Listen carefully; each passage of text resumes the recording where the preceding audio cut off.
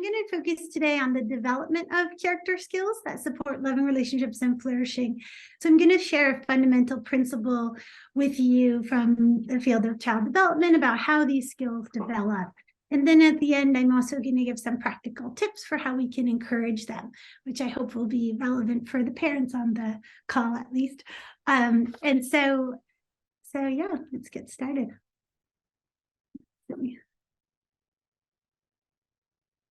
Okay, so just to be sure we're all on the same page, what is flourishing? A state in which all important aspects of life are good. And these are the 5 key components that are included in our flourishing measure here at the program. Why are we interested in loving relationships? Because relationships are both, of course, an end in themselves, worthwhile to themselves, and also there's research suggesting that they're a pathway to each of the other key aspects of flourishing as well. So starting with happiness and life satisfaction, there is a wealth of research showing that the strongest predictor is the strength of your relationship. So this is one of my favorite quotes. If I wanted to predict your happiness and I could know only one thing about you, I wouldn't want to know your gender, your religion, your health, or your income. I'd want to know about your social networks, about your friends and family, and the strength of your bonds with them. So this is kind of happiness research saying this is the most important thing you can do for yourself and for others to promote happiness. Similarly, there's a whole range of mental and physical health outcomes that are strongly influenced by your quality of your relationships. So I'm going to play you a quick video about that.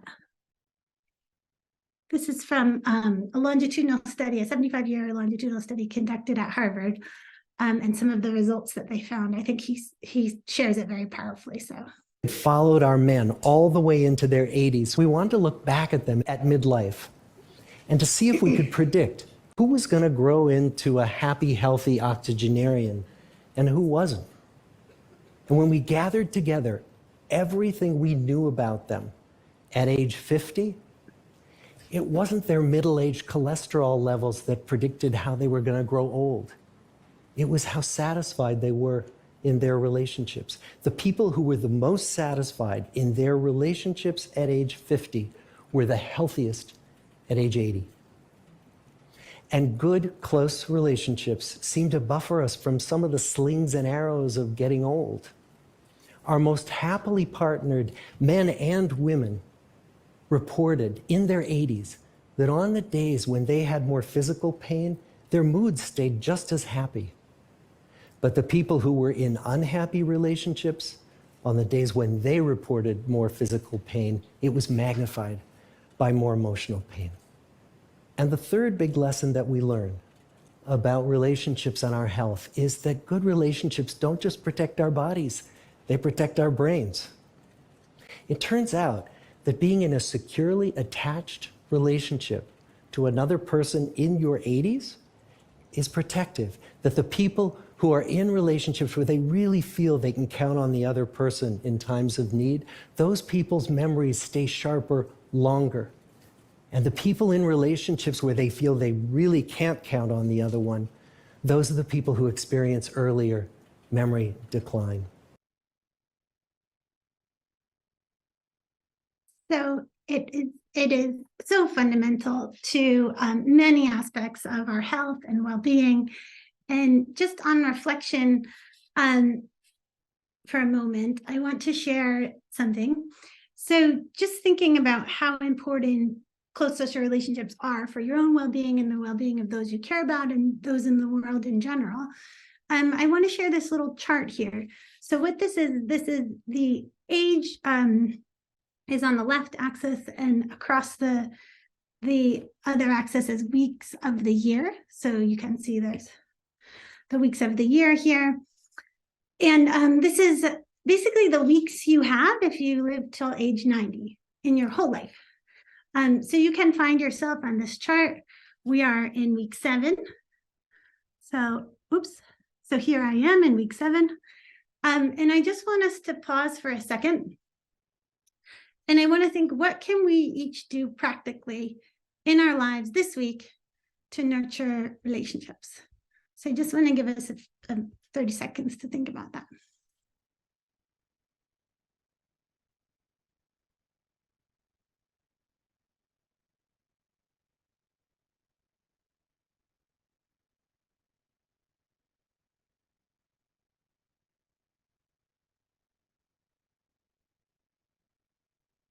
So this is something I find very powerful, just thinking about, seeing it like that, like this is the time you have, and what are you spending it on? Are you spending it on the things that really matter at the end of the day? So I just wanted to pause there. And going back to how we were talking about loving relationships can actually promote like each aspects of flourishing as well. I wanted to touch on meaning and purpose.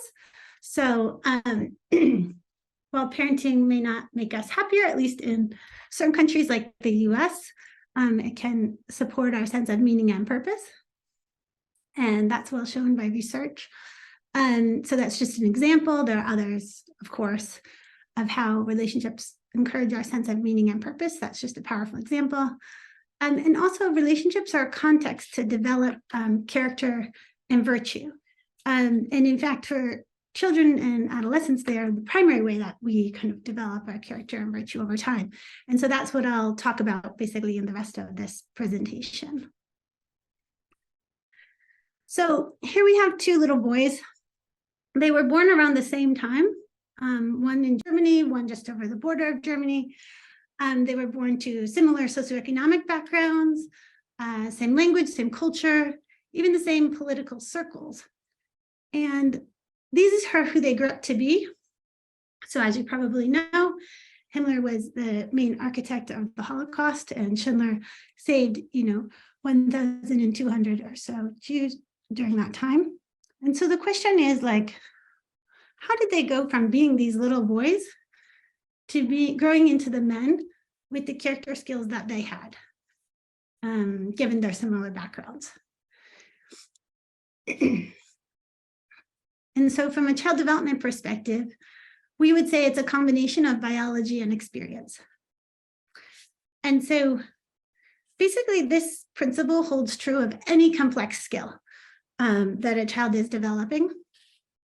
So as a kind of more classical example, if we think of language, there are certain areas of the brain that are biologically destined to be involved in language. But then how that language develops depends entirely on the experience. And so as we interact with language, other areas of the brain are recruited to become part of that network. And so which language you speak or how rich your language is. There's some interesting research on reading showing that you develop different neural networks depending on which language you learn to read in. For example, people who learn to read in Chinese have a lot more spatial area involved because of the complexity of the characters. And it's interesting, even when they read in English, if they're bilingual, they still use that network. So it's really the way that skill has developed in their brain. And basically, this is the same principle for character skills. So there's these kind of ways that we're biologically inclined to have them, and there's these ways that our experiences shape them into more complex networks in our brain.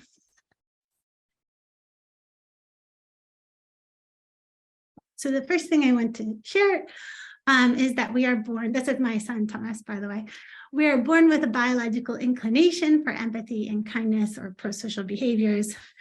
So there's some research showing that babies cry in response to other babies' cries. And it's not just because it's a noise, it's very specific to another baby's cry.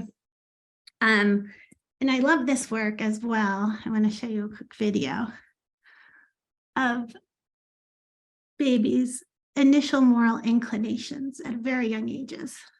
One puppet tries but fails to get to the top of the hill, sort of struggling and falling back down. On alternating trials, we show infants one character who comes and bumps the climbing character up the hill, and down goes the curtain. If you're ready, up goes the curtain.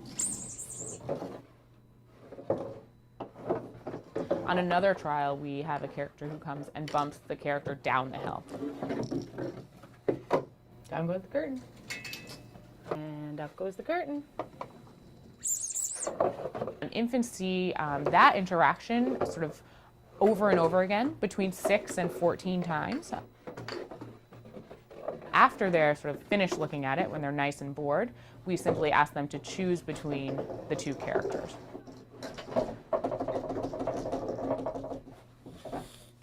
All right, great. So we are all done with that part. We're just going to have her choose between the puppets now. That one. All right, good job. That was the helpful guy, wasn't it? Astonishingly, really, we are finding that upwards of 80% of babies are choosing the character who was helpful over the character who was unhelpful. Okay, Ellie. All right, gorgeous. Give Can it we up. have that ducky? Thank you. And up goes the In curtain. another of our tests is a character who has a ball, and he plays with his ball sort of happily, and then he drops his ball to one side of the stage or another. At the back of the stage, there are two characters, one of whom runs up when the ball goes over near him, grabs the ball, and gives the ball back to the character who dropped it. On the other hand, the character on the other side of the stage, when he runs up, he grabs the ball and runs off stage with it.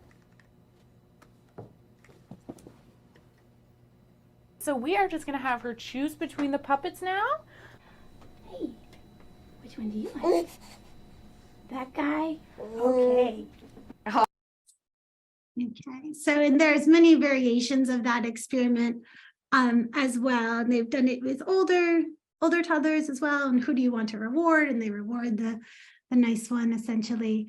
And so, yeah, the first thought I want to share is we are born with an inclination for these skills.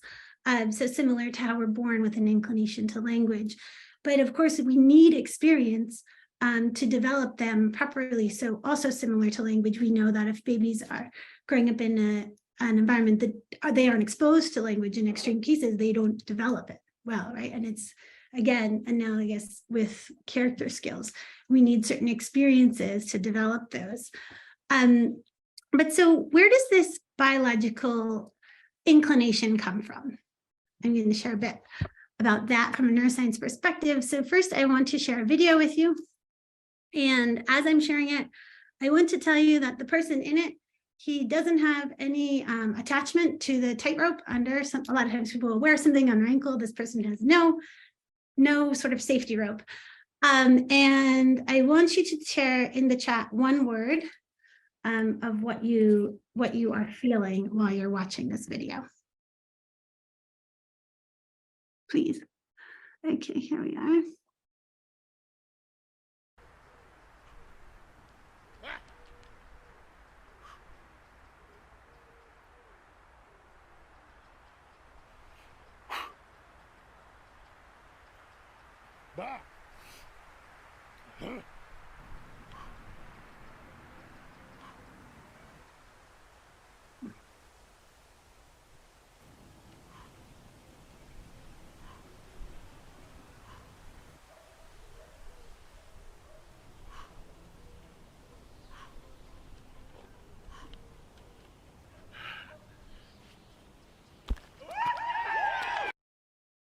Great.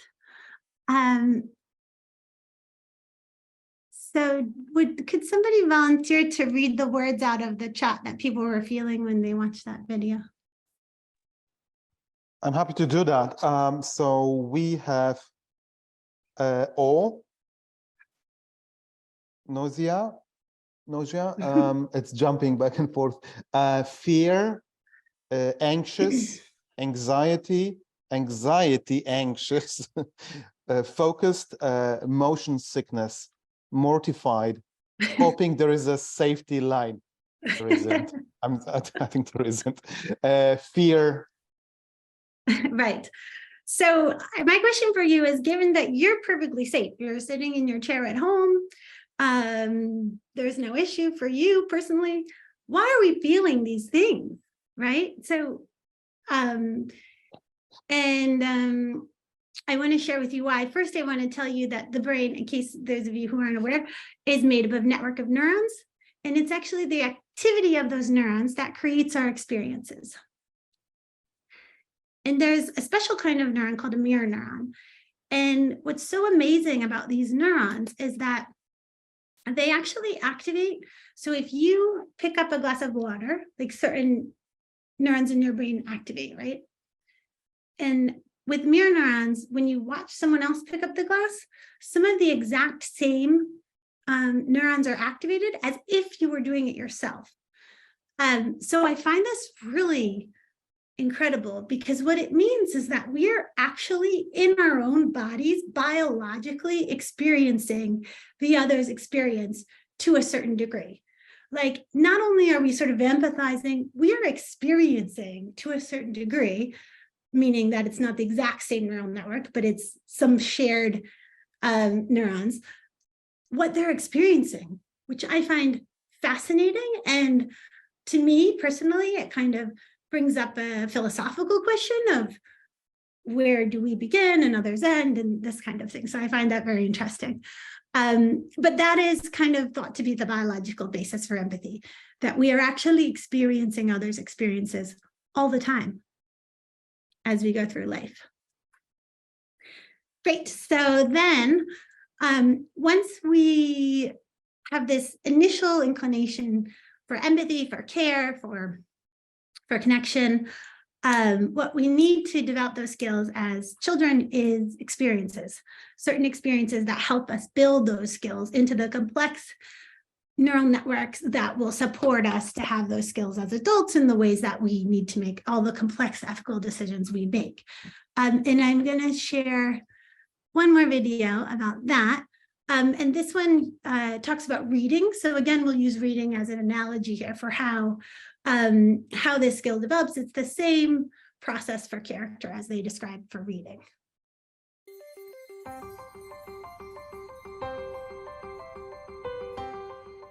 The key to forming strong brain architecture is what's known as serve and return interaction with adults. In this developmental game, new neural connections form in the brain as young children instinctively serve through babbling, facial expressions, and gestures. And adults return the serve, responding in a very directed, meaningful way. It starts very early in life, when a baby coos and the adult interacts and directs the baby's attention to a face or hand. This interaction forms the foundation of brain architecture upon which all future development will be built. It helps create neural connections between all the different areas of the brain, building the emotional and cognitive skills children need in life. For example, here's how it works for literacy and language skills. When the baby sees an object, the adult says its name.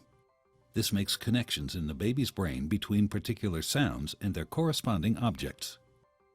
Later, adults show young children that those objects and sounds can also be represented by marks on a page. With continued support from adults, children then learn how to decipher writing and eventually to write themselves. Each stage builds on what came before. Ensuring that children have adult caregivers who consistently engage in serve and return interaction, beginning in infancy, builds a foundation in the brain for all the learning, behavior, and health that follow.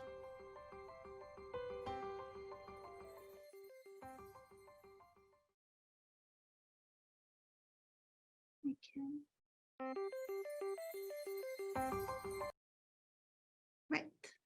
So this is exactly the same process that happens with character skills, and what children need to develop those skills is this serve and return interaction in relationships and experiences.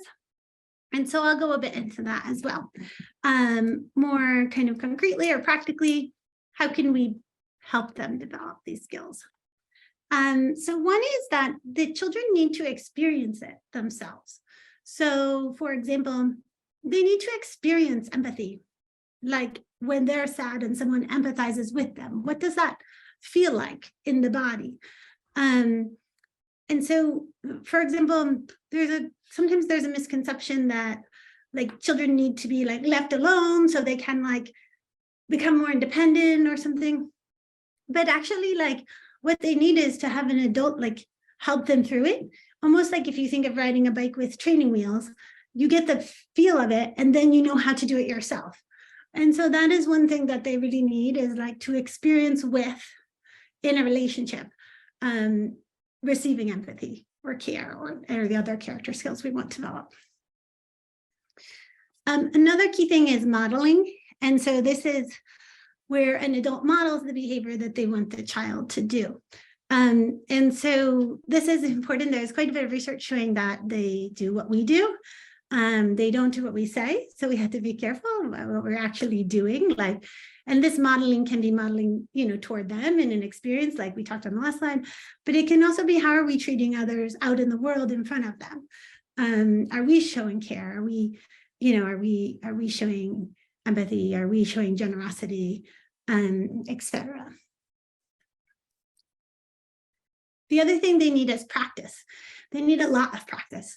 So they need a lot of opportunities to try out these skills and build them over time. Opportunities to care for others. This is why volunteering, for example, can be very good for developing character skills for children. They basically need to practice them, just like anything, any skill that you develop, right? You need to practice. And over time, with that practice again and again, what they need to do is build an identity as a kind person, as a generous person, as a etc. Right? And one of the ways we can help them with this is there was a study showing that if kids do something and you tell them that was a nice thing to do, they're like, okay. But if they do something and you tell them, wow, that was really kind of you to do that. You are very kind for doing that. You're very nice for doing that. Actually, it's much more powerful in terms of them repeating it. And so that's reinforcing that identity. Wow, you were really kind the way that you shared with your sister there. I know that was your favorite thing and it was a little bit hard to do. And that was very kind of you. That's how you're going to help buffer and build up that identity. By the way, it's the exact opposite if you're talking about something that you don't want them to do. It's much better to talk about choices, that was a bad choice. Can you have another try to make a good choice? You don't want to, say you're a bad kid, obviously, right? You want to say that's a bad choice. But for the good things that we want to encourage, it can be helpful to reinforce that identity.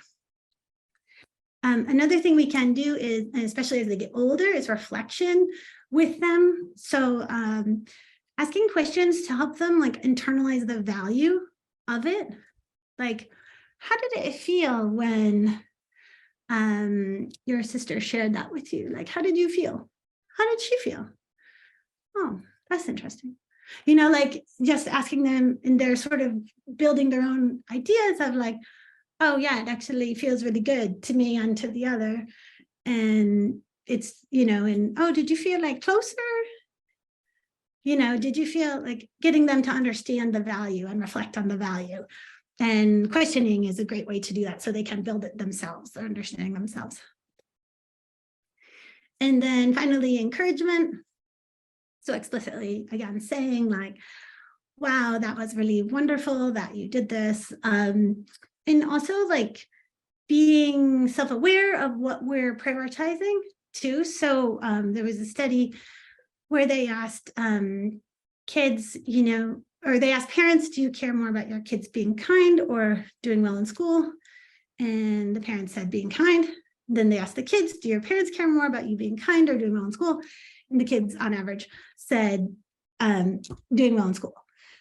Why? Because you asked them at dinner, how did your science project go? Or what was your score on that math test, right? And did you ask them, hey, did you have an opportunity to help a friend today? Or, that sort of thing. What are ways that we can more explicitly encourage the values that we think are important? And so I think that's important for adults to reflect on, what we're encouraging explicitly, especially. So that's it. I wanted to hear your thoughts, ideas, reflections.